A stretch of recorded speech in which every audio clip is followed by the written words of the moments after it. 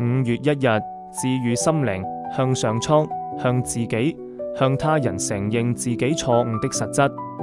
12步驟和12個傳統第44頁。透過他人，我才得以接近上蒼。倘若遠離他人，便是遠離上蒼。上蒼其實比我想象中還要貼近。在愛人與被愛的過程之中，我真切感受上蒼的存在。若是刻意隱藏真實的自己，便無法真心去愛人，同時也會失去他人給予的愛。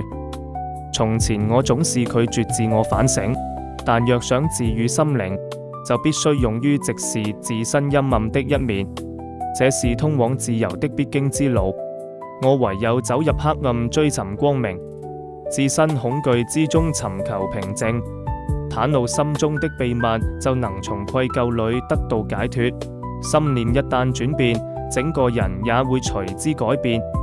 思想塑造我的未來，明日會成為怎樣的模樣，完全取決於今日的所思所想。